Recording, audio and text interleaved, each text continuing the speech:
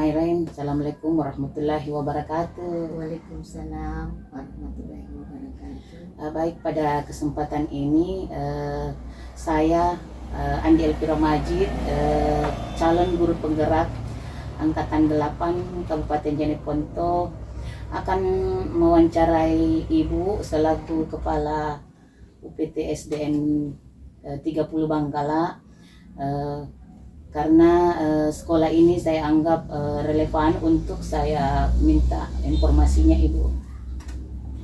Baik, untuk pergunakan waktu saya akan tapi sebelumnya itu Bu, kita santai saja. Bagaimana kabar Ibu hari ini? Alhamdulillah baik. Mudah-mudahan kita semua dalam lindungan Allah Subhanahu wa taala ya Bu. Amin ya rabbal alamin. Terima kasih.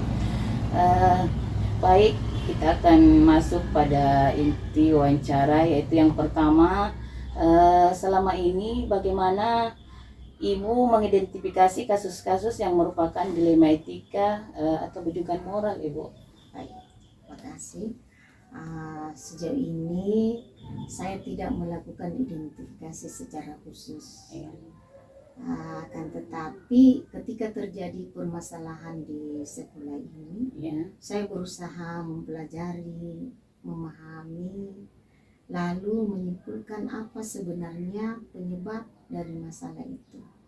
Nah, dari kesimpulan tersebut, lalu saya gunakan sebagai bahan tindak lanjut untuk mengambil keputusan, ya, baik itu yang menyangkut dengan dilema etika maupun rujukan moral. Luar biasa. Mendengar jawaban Ibu tadi, kemudian selama ini bagaimana Ibu menjalankan pengambilan keputusan di sekolah Ibu, terutama untuk kasus-kasus di mana ada dua kepentingan yang sama-sama benar atau sama-sama mengandung nilai kebajikan? Iya, baik. Memang jadi kalau misalnya ada permasalahan, jika memang diperlukan pengambilan keputusan, maka saya tidak memutuskannya sendiri. Iya. Jadi saya melakukan koordinasi dan musyawarah terlebih dahulu, seperti dengan guru, orang tua, komite atau pihak-pihak lain yang berkaitan dengan masalah itu. Seperti itu yang saya lakukan. Setelah mendengar jawaban Ibu tadi, bahwasanya Ibu dalam merumuskan suatu masalah itu pasti musyawarah untuk mufakat ya Bu, dengan rekan sejawat, dengan komite seperti itu. Luar biasa. Kemudian langkah apa saja atau prosedur seperti apa saja yang bisa Ibu lakukan selama ini? Apa saja Bu? Memang harus kita mengambil langkah yang tepat. Jadi langkah yang saya lakukan atau prosedur yang saya lakukan selama ini, pertama saya pahami dulu masalahnya, kemudian saya kumpulkan fakta-fakta, fakta-fakta yang relevan atau berkaitan dengan masalah itu. Setelah itu saya pertimbangkan dengan matang, lalu kemudian mengambil keputusan. Baik, kemudian kepada Ibu, hal-hal apa saja yang selama ini yang Ibu anggap efektif dalam pengambilan keputusan pada kasus-kasus dilema etika? Selama ini yang paling efektif itu yang saya lakukan kalau ada permasalahan di sekolah ini ada dengan jalan musyawarah dan mufakat. Itu yang saya rasa paling efektif. Jadi saya tidak pernah mengambil keputusan sendiri. Berarti setiap ada masalah, setiap ada problem di sekolah ini pasti jalan keluar yang Ibu ambil itu adalah musyawarah dengan dibicarakan bersama, kemudian mengambil keputusan untuk tindak dari musyawarah. Bukan keputusan saya sendiri. Baik, apakah Ibu memiliki sebuah jadwal tertentu dalam sebuah penyelesaian kasus dilema etika? apakah ibu langsung menyelesaikan di tempat atau memiliki sebuah jadwal untuk menyelesaikannya? Nah, bentuk apa, prosedur seperti apa yang ibu jalankan, yang ibu ambil? Ya. Baik, kalau berbicara jadwal dalam pengambilan keputusan, sebenarnya tidak ada jadwal tertentu. Tapi yang saya lakukan, kalau misalnya permasalahan itu harus segera diselesaikan, maka segera saya selesaikan. Jadi sebenarnya tidak ada jadwal, tergantung dari permasalahannya. Perlu tidaknya segera diselesaikan atau bagaimana? Berarti kalau mendengar jawaban ibu, kita lihat dulu kondisinya ya. Iya. Permasalahannya seperti apa? Iya, luar biasa. Apakah perlu segera diselesaikan? Iya, Atau iya, betul sekali. Iya. Betul sekali. Kemudian adakah seorang atau faktor-faktor apa yang selama ini mempermudah atau membantu ibu dalam pengambilan keputusan dalam kasus-kasus dilema etika, ibu? Iya. Berbicara faktor ya, Iya. yang mempermudah. Ya, Faktor yang mempermudah antara lain ya, kerjasama, saling memahami, ya. Kemudian tentu saja mungkin dari segi apa ya, orang, misalnya orang yang membantu kita, oh iya, tentu saja dalam hal ini adalah guru yang berkompeten. iya, Guru yang berkompeten yang bisa memberi masukan, memberikan solusi atas permasalahan yang dihadapi. Berarti kita lihat juga siapa orangnya, begitu ya, ya, ya, luar biasa. Memang di antara guru itu pasti ada yang Ya, punya iya, kompetensi. pasti ada yang memiliki Iya. kemampuan, dan kita juga lihat ada guru ini juga yang sedang Yang sering yang memberi sering masukan. memberi masukan. Baik, dari semua hal yang telah ibu sampaikan, pembelajaran apa yang dapat ibu petik dari pengalaman ibu dalam mengambil keputusan dilema etika? Iya. Selama ini pelajaran yang paling besar ya, selama saya jadi kepala sekolah itu adalah musyawarah itu. Ya, Musyawarah dan mufakat dengan menggunakan pikiran yang jernih, karena ketika kita musyawarah ya tentu membutuhkan pemikiran yang tepat dengan menggunakan akal sehat dan pikiran yang jernih. Nah, itu yang menjadi apa ya, pelajaran yang saya dapatkan selama menghadapi permasalahan di sekolah. Alhamdulillah, kalau kita musyawarah dengan baik, menggunakan pikiran yang jernih, ya. semua bisa teratasi. Mendengar dari percakapan kita, ibu, wawancara kita dari awal sampai karena kita sudah mau akhir, intinya di sini dalam setiap permasalahan ibu selaku kepala sekolah, jalan yang ditempuh itu adalah musyawarah dengan rekan-rekan guru, Iya, pengambilan keputusan bersama. Iya, luar biasa sekali, Bu. Ya, baik. Itulah tadi, Bu, wawancara kita. Terima kasih banyak waktunya. Sama-sama. Untuk kesempatan ini. Saya ucapkan terima kasih banyak. Assalamualaikum warahmatullahi wabarakatuh. Waalaikumsalam warahmatullahi wabarakatuh. Harapan saya Ya. semoga ibu sukses ke depannya. Insya Allah, Bu, insya Allah. Iya. Makasih banyak lagi, Bu.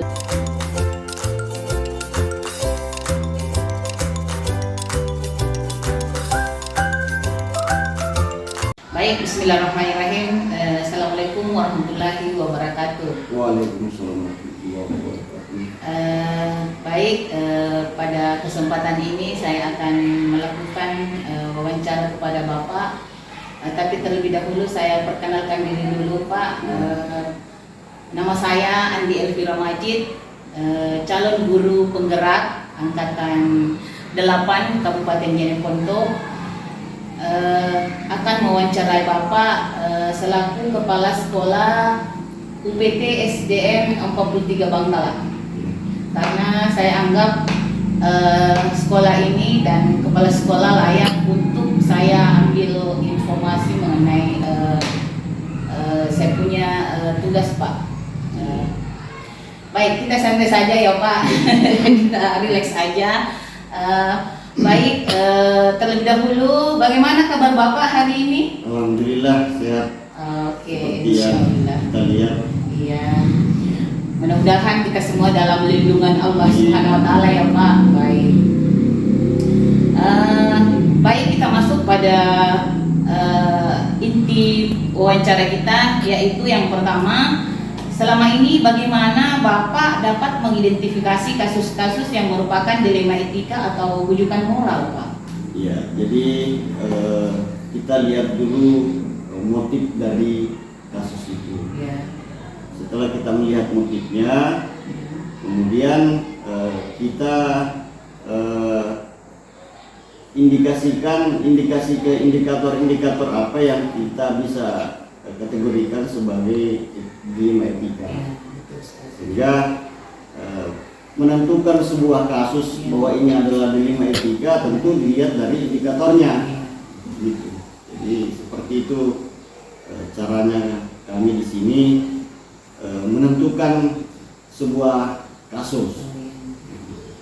Artinya dalam mengambil suatu keputusan kita lihat dulu Ya, bagaimana kasusnya ya, Pak, kasusnya seperti itu. apa itu. Ya, baru kita kaji bagaimana penyelesaiannya kayaknya. Oke, luar biasa. Baik, lanjut.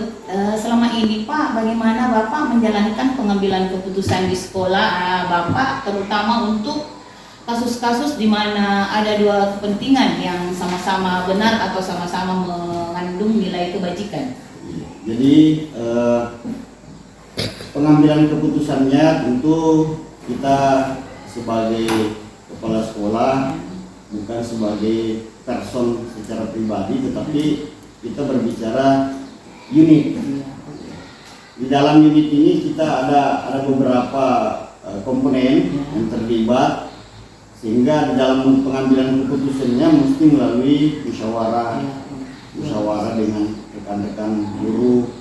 Kemudian pengambilan keputusannya juga tidak bisa serta-merta kepala sekolah mengambil keputusan, harus berdasarkan musyawarah dengan pertimbangan moral etika yang terbaik dalam pengambilan keputusan. Saya kira itu.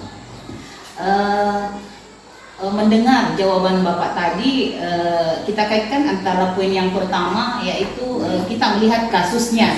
Kemudian yang kedua ini kita masukkan ke dalam bagaimana cara menyelesaikan kasusnya. Ya, dengan berarti setelah saya mendengar Bapak dengan cara musyawarah ya, Pak. Oke, luar biasa sekali ya, Pak. Kemudian yang selanjutnya, langkah-langkah atau prosedur seperti apa yang biasa Bapak lakukan selama ini, yang Bapak ambil? Langkah-langkah apa, Pak? Ya, jadi langkah-langkah sekaitan dengan langkah-langkah penyelesaian konflik dilema etika, Iya. itu kita mengacu kepada langkah-langkah yang arif, dalam artian bahwa melihat objek kasus, kemudian aktor-aktor di situ, kemudian melakukan pendekatan secara persuasif.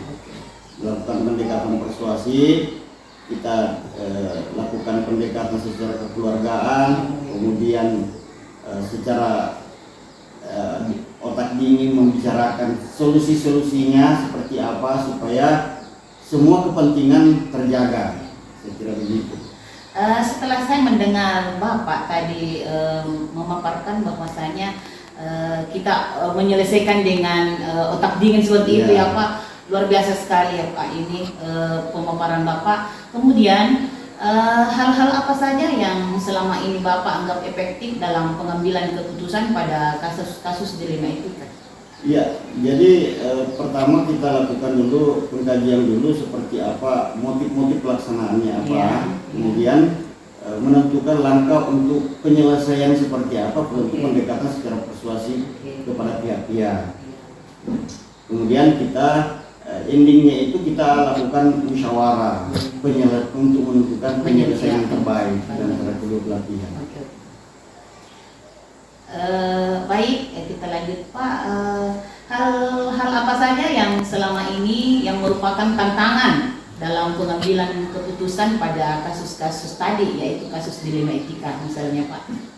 Iya, jadi tantangannya itu sebenarnya tantangan yang sebenarnya bukan sih tantangan, Iya, tapi sesungguhnya ujian kesabaran saja, ujian kesabaran Iya. bagi pengambil keputusan Oke. untuk melakukan upaya itu. Oke. Jadi saya kira bukan tantangan Iya, ya, iya. tapi ujian kesabaran sesungguhnya. Boleh dibilang nama lain juga Nama seperti lain, itu ya Pak ya. Baik. Saya kembali, apakah Bapak memiliki sebuah tata kala atau jadwal tertentu dalam sebuah penyelesaian kasus dilema etika? Apakah Bapak langsung menyelesaikan di tempat atau memiliki sebuah jadwal yang tertentu untuk menyelesaikannya? Bentuk apa atau prosedur seperti apa yang Bapak jalankan? Ya, jadi kalau ada dalam hal kasus dilema etika Ya, itu terkadang kita melakukan tindakan cepat karena ini persoalannya ya. jangan sampai berlarut-larut. Ya. Kita ada jeda waktu Ya. dimanfaatkan oleh oknum-oknum tertentu untuk memprovokasi salah satu pihak kan lebih parah lagi. Makanya kita lebih bergerak cepat Ya. supaya kita selesaikan secara prosedur sesuai dengan prosedur di tempat pada saat itu supaya masalahnya cepat kelar. Oke. Baik. Mendengar Bapak tadi bahwasanya apabila ada masalah yang dihadapi oleh Bapak atau di sekolah ini harus diselesaikan secara cepat ya dengan oknum-oknum tertentu, dengan aparat-aparat tertentu. Baik. Adakah seseorang atau faktor-faktor apa yang selama ini mempermudah atau membantu Bapak dalam pengambilan keputusan dalam kasus-kasus dilema etika, Pak? Ya, jadi termasuk faktor yang atau orang-orang aktor-aktor yang terlibat Ya. yang sangat membantu itu adalah peran komite Oh, sekolah, luar biasa. peran komite sekolah, kemudian tokoh-tokoh masyarakat Ya. yang ada di wilayah kami Ya. itu cukup membantu dalam penyelesaian dilema etika. Artinya semua pihak-pihak di sini istilahnya guru-guru, rekan sejawat, apalagi komite dengan tokoh masyarakat ya Pak terlibat apabila ada kasus-kasus yang dihadapi oleh sekolah ya Pak. Oke, luar biasa. Baik, dari semua hal yang telah disampaikan, pembelajaran apa yang Bapak dapat petik dari pengalaman Bapak mengambil keputusan dilema etika? Ya, jadi pelajarannya itu bahwa ya inilah pelajaran yang kami petik itu adalah bahwa salah satu fenomena masyarakat itu seperti ini. Jadi seketika kita tidak mampu secara bijak menyikapinya, maka kita tidak akan bisa istilahnya tenang dalam menjalankan tugas. Karena itu bagian dari fenomena masyarakat yang tidak bisa dipisahkan dari dinamika masyarakat. Baik, sebelum kita mengakhiri wawancara kita ini Pak, saya bisa mengambil kesimpulan bahwasanya dari pertama saya mewawancarai Bapak sampai akhir kita ini sudah mau akhir wawancara, dapat saya simpulkan bahwasanya dalam setiap mengambil keputusan di sekolah kita ini dan Bapak selaku kepala sekolah adalah penanggung jawab dalam sekolah ini, langkah yang ditempuh itu adalah musyawarah ya Pak, dengan memanggil semua aparat sekolah, guru-guru, teman sejawat dan tokoh masyarakat, apalagi komite sekolah. Itu adalah langkah-langkah yang ditempuh Bapak ya dalam menyelesaikan suatu kasus. Baik, luar biasa sekali Pak. Mudah-mudahan apa yang saya wawancarai ini kepada Bapak saya bisa pergunakan dengan baik dan saya bisa sampaikan atau apa istilahnya jabarkan ke teman-teman lain ya. Saya ucapkan terima kasih banyak Pak atas kesediaan Bapak dalam wawancara ini. Saya ucapkan terima kasih. Assalamualaikum warahmatullahi wabarakatuh.